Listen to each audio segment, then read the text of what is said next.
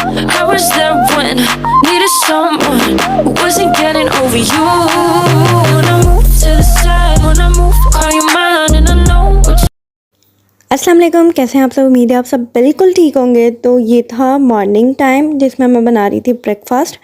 और ब्रेकफास्ट में हम लोग खाते हैं, आप लोगों को तो पता ही होगा, मतलब कि इतने व्लॉग में मैं दिखाती रहती हूँ अक्सर। तो मैं आटा गूंद रही थी पराठों के लिए, तो पराठे बना रही थी मैं। और आज मुझे करनी थी डीप क्लीनिंग, तो मैंने सोचा कि वीडियो भी बना लेती हूँ, तो यहाँ बातें भी हो जाएंगी और थोड़ी परफॉर्मेंस भी दिखा दूँगी अपनी डीप क्लीनिंग की। तो होप सो आप इंजॉय करेंगे इस वीडियो को, लाइक भी करेंगे, सब्सक्राइब भी करेंगे चैनल को अगर अब तक आप लोगों ने नहीं किया है, और शेयर भी करेंगे। तो यहाँ मॉर्निंग में मैं एज़ यूजुअल बताती रहती हूँ कि मुझे सुबह सुबह उठ के आटा गूंदना बहुत जहर वाला काम लगता है। मैं चाहती हूँ कि रात को ही सब कुछ हो चुका हो, बस सुबह रेडी हो तो मैं नाश्ता बना के। ऑलरेडी इतनी लेट हो जाते हैं उठते उठते, कभी 12 बज जाते हैं, कभी 11 बज जाते हैं, तो और दिन बहुत छोटा है। तो आटा गूंदने के बाद थोड़ी देर आटे को रखना पड़ता है। थोड़ी देर रखती हूँ मैं इसको, अच्छे तरीके से गूंद के मैं थोड़ी देर रखना पड़ता है 5-10 मिनट के लिए बाहर, ताकि वो थोड़ा ठीक हो जाए। और फिर इसके पराठे बनते हैं तो अच्छे लगते हैं। और मैंने इम्तियाज़ से आटा लिया था ना, इम्तियाज़ के जो आटा होता है ना उसमें गंदम बहुत ज़्यादा, मतलब कहते हैं उसके अंदर बहुत मोटा मोटा गंदम आता है। उसके पराठे अच्छे नहीं बनते, मतलब वो आपकी सेहत के लिए बहुत अच्छा है, मतलब हेल्दी अच्छा है, बट उसके पराठे इतने अच्छे नहीं बनते हैं। बट मेरे हस्बैंड है ना, उनको ये गंदम का आटा बड़ा पसंद है। उसके अंदर वीट के जो कहते हैं ना वो भूसी टाइप होता है, वो बहुत ज़्यादा होता है, भूसा बहुत ज़्यादा डला हुआ होता है, जिसे जितना भी पका लो ना पराठे कच्चे कच्चे ही लग रहे होते हैं। मतलब थोड़ी देर बाहर रखो, उसकी बनते बहुत सॉफ्ट हैं, बट वो कच्चे कच्चे लग रहे होते हैं, प्रॉपर कुक नहीं होते हैं। तो आज का व्लॉग जो है थोड़ा बहुत ज़्यादा बड़ा है और थोड़ी बातें भी अच्छी खासी हो जाएंगी, तो मुझे फ़ास्ट बोलने की ज़रूरत नहीं है। अगर मैं फ़ास्ट बोलने जाती हूँ तो प्रॉपर बोल नहीं पाती हूँ, वर्डिंग नहीं आ रही होती है और समझ नहीं आ रहा होता है कि मैं क्या क्या बोलूँ। तो किचन की कैबिनेट्स वगैरह की सफाई मैंने संडे को कर ली थी, बिकॉज़ संडे को मैंने बाहर की सीढ़ियाँ वगैरह धोई थी, तो मैंने वो कैबिनेट अंदर की वगैरह, मैं संडे अमूमन ये काम करती हूँ, मतलब डस्टिंग की जो फ़ैन वगैरह डस्ट करने होते हैं, वॉल्स वगैरह को सरफ से साफ़ करना होता है, तो मैं संडे को ही करती हूँ। क्योंकि उमैर घर पे होते हैं तो बच्चों को थोड़ा देख लेते हैं, देखना है वो बच्चे खुद ही अपने बाप में चिपक रहे होते हैं, तो थोड़ा मेरे पीछे पीछे नहीं घूमते, वरना वो मुझे फॉलो कर रहे होते हैं, मुझे तंग नहीं करते, मेरे पीछे पीछे घूम रहे होते हैं। तो मैं काम में होती हूँ तो कभी धक्का लग जाता है, कभी क्या, तो वो मतलब अब पीछे खड़े हो जाते हैं आके, और ये खाना है वो खाना है, मतलब इनको बीच बीच में इनको खाने के डोज भी दे रही होती है ताकि इनका थोड़ा मुंह बन रहे। टीवी देखने को लोग देती हूँ तो टीवी इनको देखने में मज़ा नहीं आता, इनको बस मेरे आगे पीछे घूमने में, और चीज़ें निकल रही होती है तो उनके साथ खेलने में इनको मज़ा आता है। तो संडे को ये होता है कि वो आगे पीछे काम, घूमने वाला काम अपने बाप के साथ करती हैं, तो मैं थोड़ी फ्री होती हूँ, तो मैं अपना काम निपटा लेती हूँ जल्दी जल्दी। मतलब कि दीवारें साफ़ कर ली अच्छे प्रॉपर तरीके से सरफ़ वाले कपड़े से, और फर्नीचर अच्छे तरीके से साफ़ कर लिया, तो ये मैं कर लेती हूँ। बाकी आजकल के जो सर्दियों के दिन हैं इतने छोटे हैं ना, कब सुबह होती है और कब शाम होती है पता ही नहीं चलता है। मतलब ऐसे ज़ोहर की नमाज़ पढ़ के खड़े होते हैं तो असर मगरिब इसके बाद एक साथ हो जाती है, मतलब टाइम नहीं मिलता कि हम बोलेंगे थोड़ी देर बाद पढ़ लेंगे नमाज़, नहीं, दूसरी अज़ानें स्टार्ट हो जाती हैं, तो इतना टाइम शॉर्ट हो गया है। तो रातें बड़ी हैं, पता नहीं, हाँ रातें बड़ी हैं, बट सही है, रातें इतनी कोई बड़ी भी नहीं है। सोने को सर्दी में जितना मिल जाए कम है, क्योंकि इतनी नींद आती है सर्दी में, इतनी नींद आती है, बहुत नींद आती है। तो ये मैं नाश्ता बना रही थी, और बच्चों को पहले मैं नाश्ता करवा देती हूँ ना, पराठे खिला देती हूँ। एक उनका होता है, मतलब आधा आधा दोनों बहनों का होता है, और एक पूरा मेरा होता है। तो हम लोग का क्या होता है कि हम पूरे वो हो जाते, चार्ज हो जाते हैं, हम तीनों माँ बेटियाँ चार्ज हो जाती हैं।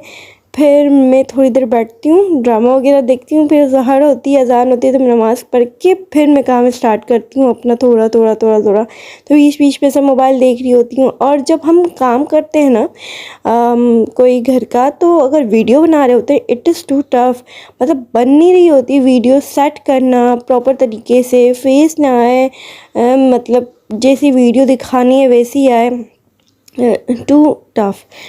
तो बस क्या करें, सब चीज़ें जो हैं हमारी ज़िंदगी का हिस्सा है, उनको इक्वल लेकर चलना पड़ता है। अब जब हमारी शादी नहीं हुई होती तो हमारे पास ये पकाने वकाने की ज़िम्मेदारी मतलब एज़ मैंने नहीं ली हुई थी, ना ही मेरी बहनों ने अब तक ली हुई है।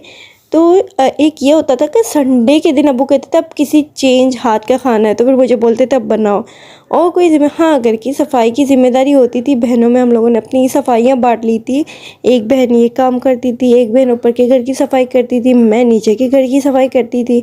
मतलब ऊपर हमारे 2 रूम हैं, नीचे 2 रूम है, तो घर बड़ा है तो डिस्ट्रीब्यूट कर लिया था हमने। क्योंकि अब्बू कहते थे, मासी भी रखते थे, मासी कभी रखते थे, फिर वो छुट्टियां बहुत करती हैं, फिर वो जब आदत फिर वो जब मासी नहीं आती है ना, फिर वो जो तीली लगती है ना कि आज मासी नहीं है तू कर ले, फिर वो लड़ाई झगड़े जो आपस में बहन भाइयों के होते, तो अब्बू ने कहा इन लड़ाई झगड़ों से बचने के लिए तुम लोग अपना अपना काम संभालो। तो हमारा क्या होता था कि हम अगर सुबह फजर की नमाज़ पढ़ने के लिए उठते थे ना बहनें, तो हम क्या करती थी, वो अभी अब्बू सब उठे हैं नमाज़ पढ़ने के लिए, तो क्या करते थे हम लोग, उसका ऊपर का घर होता था साफ़ करने का, तो वो क्या करती थी बिस्तर वगैरह समेट के सुबह में हम स्कूल जाने से पहले हमारा ये होता था कि हमें झाड़ू लगा लेना है। और बर्तन मैं अकेली धोती थी, और बर्तन धोना मुझे अब इतना जहर लगता था क्योंकि इतने सारे, हमारी जॉइंट फैमिली थी माशाल्लाह से, हम लोग 5 बहन भाई, माँ बाप दादी, हम सब साथ रहते थे। और आना जाना भी फूफू वगैरह का रहता था, मतलब फूफू वगैरह भी आती थी हफ्ते में 2 बार। तो बड़ा खाने पीने के लिए नहीं, ऐसे ही शाम में टी टाइम में तो बड़ा मज़ा आता था साथ में। तो बर्तन हमारे बहुत ज़्यादा जमा होते थे, बहुत ज़्यादा। तो मेरे अब्बू कहते थे तू एक एक टाइम के धो लिया कर। मासी रखते थे, पर मासियों की जो बर्तन धोना था ना बहुत गंदा होता था, गंदे तरीके से बर्तन धोती थी वहाँ मासियाँ। कुछ जो अच्छे धोती थी वो फिर 2 दिन धोती थी, 2 दिन बीमार हो जाती थी। वहाँ मासियाँ है ना ठट्ठा में बीमार बहुत जल्दी पड़ जाती थी। फिर बर्तन धोने की रिस्पॉन्सिबिलिटी थी जो मेरी थी। कपड़े मैं नहीं धोती थी क्योंकि कपड़े अम्मी को, जैसे हमें बर्तन और कपड़े किसी के अच्छे नहीं लगते थे, तो अम्मी को कपड़े धोने में पूरा एक दिन चाहिए होता था। मतलब वो सुबह अगर उठी और 9 बजे उन्होंने नाश्ता वगैरह सबको करवा के फ्री कर दिया, तो 9 बजे वो कपड़े धोने बैठती थी और रात के 8 बजते थे और अम्मी काम कर रही होती और अब्बू हमें सुना रहे होते कि माँ लगी हुई है, बेटियाँ बैठी हुई हैं। मतलब मेरे अब्बू इतने टफ़ थे, हमें इतना टफ़ माहौल दिया। और तो आजकल हमारे हाथों से काम, मतलब लोग कहते हैं ना काम काम काम, हमारे लिए काम कोई मतलब ही नहीं रखता। पर्सनली मुझे हमें काम करने से कोई डिफ़िकल्टी फ़ील ही नहीं होती, हमारे लिए इतना आसान है। मतलब आजकल की जनरेशन से काम नहीं होता है, या तो उनके हाथ पाँव में दर्द उठ जाता है काम करके, और बहुत सारी उनके साथ बीमारियां लाहक हो जाती हैं काम की वजह से। तो हमारे माँ की जितनी परवरिश नहीं रहते, हमारे पापा इतने इतने इतने टफ़ थे कि मतलब वो कहते हैं ना सांस का किरदार मेरे अब्बू ने हमारे साथ निभाया हुआ था। कहा कि मुझे दुआएं दोगे तुम लोग शादी करके जाओगे। तो मतलब हम पढ़ाई भी करते थे अपनी और अपना घर का काम भी मैनेज करके, हाँ मैं पकाती हूँ, कपड़े धोने में बिल्कुल नहीं अम्मी का साथ देती थी क्योंकि मैं स्कूल से आने के बाद अपने बर्तन धोती थी और बर्तन धोने में मुझे पूरा 1 घंटा लगता था, बहुत सारे होते थे। कभी रात में धो लेती थी, कभी रात में नहीं धोती थी। तो अब जाके मेरे अब्बू बहुत वो ठंडे हो गए, मतलब इतने कोई सख्त नहीं रहते जैसे पहले होते थे। सब मेरी दोस्तें वगैरह भी मेरे अब्बू से डरती थी। हमें कहीं पिकनिक पे जाने का परमिशन नहीं थी, अब्बू परमिशन नहीं देते थे कहीं पिकनिक वगैरह पे जाने के लिए। और दोस्तों को आगे करती थी यार तुम लोग परमिशन लो, यार तुम लोग परमिशन लो, पता था ना ही होगा, फिर भी एक होता है ना कि तुम लोग लो। मेरे अब्बू ना, नहीं जाना है पिकनिक पे, कहीं नहीं जाना है, बहुत बहुत बहुत मतलब सख्त थे मेरे अब्बू। और मैं कहती हूँ हर माँ बाप को इतना सख्त होना चाहिए। मेरे अंदर मेरे अब्बू की ये क्वालिटी आई है कि मैं जो हूँ अपने बच्चों को, मतलब कि मस्ती के टाइम में मस्ती, मतलब उस तरीके का मैंने अपने बच्चों को ढीला डाला और नहीं छोड़ा हुआ है।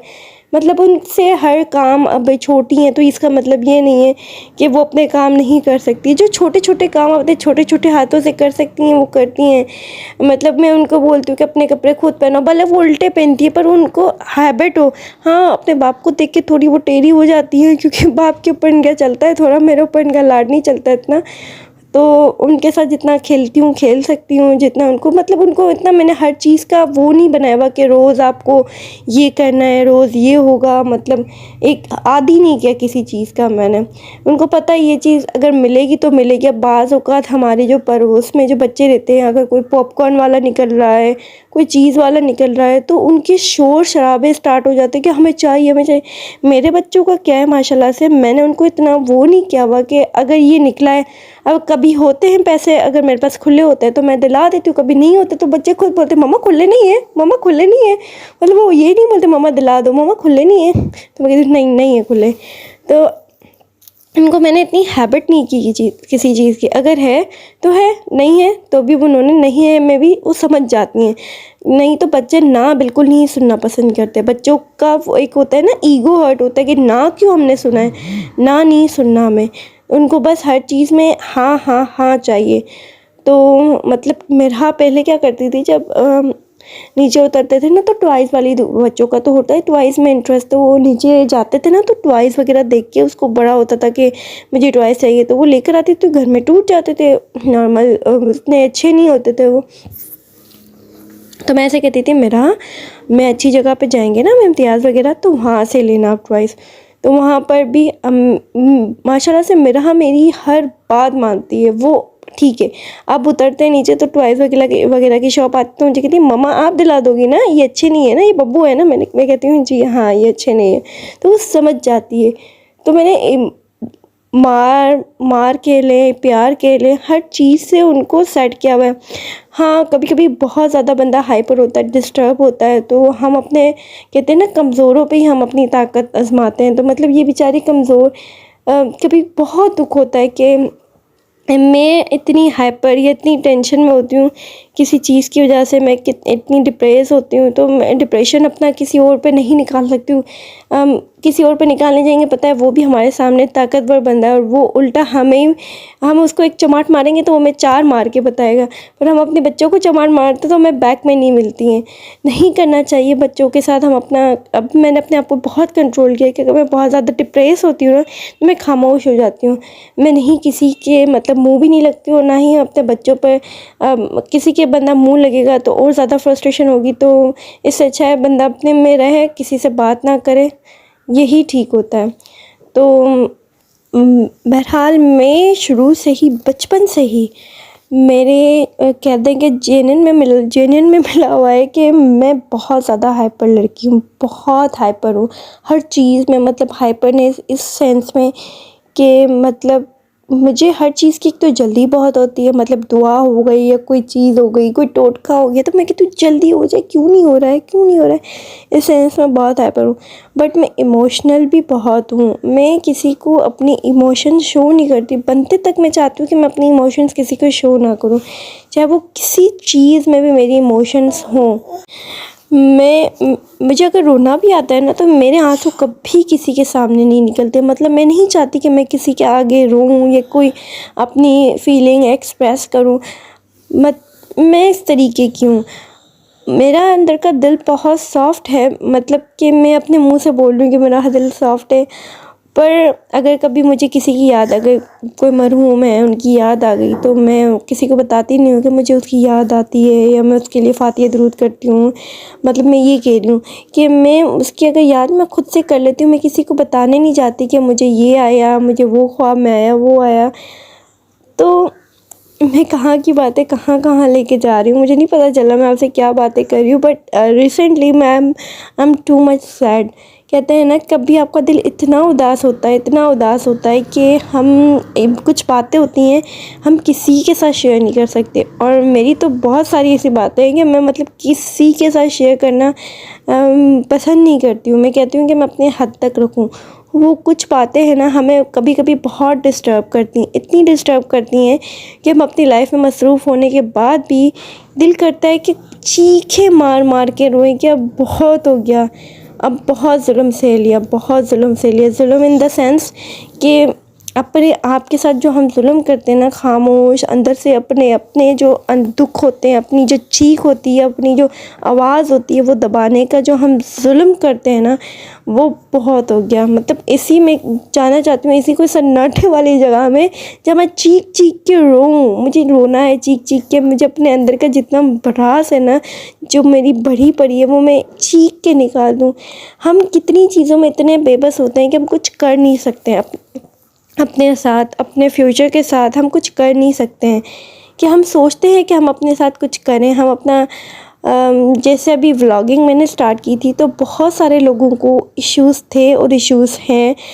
आई डोंट नो वाई, मुझे नहीं लगता कि मैंने आज तक किसी की लाइफ में इंटरफेयर नहीं किया कि उसकी लाइफ में क्या हो रहा है, उसकी लाइफ में क्या नहीं हो रहा है। बट हम अपनी लाइफ में लोगों को इंटरफेयर करने की खुद परमिशन देते हैं। लोग आके हमारे बारे में बातें खुद करते हैं। मतलब उनको क्या कि अगर कुछ कोई लोग क्या कर रहे हैं, क्या नहीं कर रहे हैं, अगर कुछ लोग कुछ कर रहे हैं तो उनको किसी से प्रॉब्लम नहीं होना चाहिए, किसी को किसी से प्रॉब्लम नहीं होनी चाहिए। मेरा तो ये कि अगर मुझे अच्छा लगता है तो मैं तारीफ़ कर देती हूँ, अगर बुरा लगता है तो मैं फिर भी तारीफ़ ही कर देती हूँ। और ना तो मैं, अगर बहुत ज़्यादा बुरी चीज़ है, मतलब कोई बुरी चीज़ कर रहा है, तो मैं उनको ऐसे समझाऊँगी कि उसको बुरा भी ना लगे और उसको पता भी ना लगे कि मैंने किस चीज़ के बारे में उसके साथ डिस्कस किया है। तो कहते हैं ना कि अच्छा अगर किसी को समझाने जाओ तो बुरा लग जाता है, तो बस अपना मुंह बंद करके बैठे रहो। तो मुझे नहीं लगता कि व्लॉगिंग कोई गलत चीज़ मैं कर रही हूँ, मैं कोई बुरी चीज़ फैला रही हूँ या कोई बुरा फितना वाला काम कर रही हूँ। मैं अपने मस्त में कोई काम कर रही हूँ। मैं बस अपनी लाइफ को बिज़ी करना चाहती हूँ, और बिज़ी तो वैसे भी है, मतलब इतना टाइम नहीं होता है कि व्लॉगिंग करने का। बट मैं चाहती हूँ कि मैं अपने लिए कुछ करूँ, फ्यूचर में मैं अपने लिए कुछ करूँ। बस हर किसी को देख के हमें शौक़ चढ़ता है ना कि अपने लिए कुछ करना चाहिए। पढ़ाई का शौक़ बहुत था मुझे। पढ़ाई का शौक़ जब हमें स्कूल्स में होते तो हमें नहीं होता है कि हमें पढ़ाई करनी है, नहीं, किसी को भी नहीं होता है, तो नहीं होता था। फिर जब हम कॉलेज वगैरह में जाते हैं, इसके बाद हमारे अंदर वो जुस्तजू खुद से आती रहती है गैदरिंग्स में बैठ के। और तो मुझे बड़ा शौक़ था कि मैं मेडिकल में जाऊँ और यूनिवर्सिटी ज्वाइन करूँ और एंट्री दूँ और ये वो। बट फिर हमारे में है कि शादी जल्दी कर देते हैं। अभी जो मेरी उम्र है ना, मैं 1997 की पैदाइश की हूँ और मेरी जो उम्र है वो 25 इयर्स ओल्ड हूँ मैं। तो अगर किसी को एज इस उम्र में बताने चाहते हैं ना, तो लोग बोलते हैं अपने आप को गीगी समझती है, बच्ची समझती है। इसका क्या मतलब है यार, एज बताने से बच्चा ये वो। मैं वैसे तो किसी को एज बताती नहीं हूँ, क्योंकि एज इसलिए नहीं बताती हूँ क्योंकि बुरा लग जाता है मेरी एज से लोगों को। I don't know why, but खैर।